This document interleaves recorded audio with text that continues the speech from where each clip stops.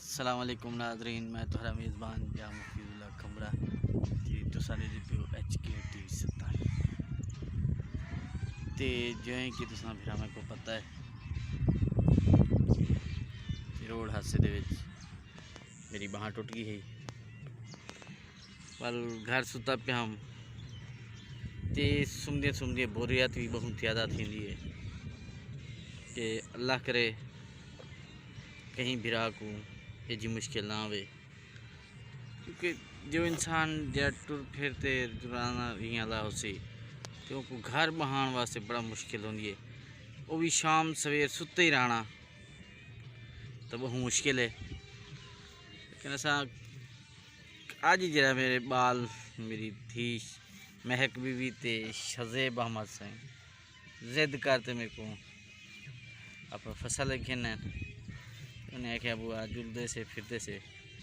ते साजी शुक्र 3 एकड़ दी लैन भी टुर गए से ते कपा ते गए से उतना कपा डिठी से वल उन्हें सारी छोटी जी जमीन का टुकड़ा पिया उतना घा वगैरह उतना बह रह गए से वो प्यारी प्यारी हवा चली खड़ी है ते मेरी धी फिर मैं जो अज वो वीडियो बनाऊँ मैं वाला वीडियो बनाया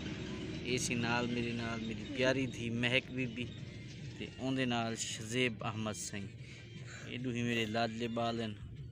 ते बहुत प्यारे बाल हैं ते तुसां दुआ करे सो यार मैं जल्दी सेहतमंद थी ते तुसां भिरावें दा वीडियो एक दुआ बुला बनदा तुसां भिरा एक मेहरबानी करे सो साडा मोहसिन साडा प्यारा भिरा अब्दुल रज़ाक साहब सुलंगी साहब ने चैनल बनाए एयर स्टार दे नां तो ते एयर स्टार को सर्च करो ते इंदा जितना थी सके इनको सब्सक्राइब करो घंटी का बटन दबाओ तो ज़्यादा तो ज़्यादा इनको शेयर करो, क्योंकि सारे प्यारे भिरा दा चैनल जो था मेरे जितने जितने सब्सक्राइबर हो HK TV 70 दे हो HK TV 71 दे हो एयर स्टार को तुसां जरा ना सब्सक्राइब करो तो घंटी का बटन दबाओ, क्योंकि सारे बहुत प्यारे भिरा रज़ाक साहब का चैनल है तो बहुत साको प्यारा है, क्योंकि वो साढ़े प्यारा मोहसिन डॉक्टर इम्तियाज़ अली सुलंगी साहब का सौतरे तो सारा भिरा है, क्योंकि वही सारा भिरा है तो ये भी सारा भिरा है। तुसा मेहरबानी करो तो इन्हें फौरी रिजल्ट दो, मेहरबानी तो शुक्रिया भिरावें दा।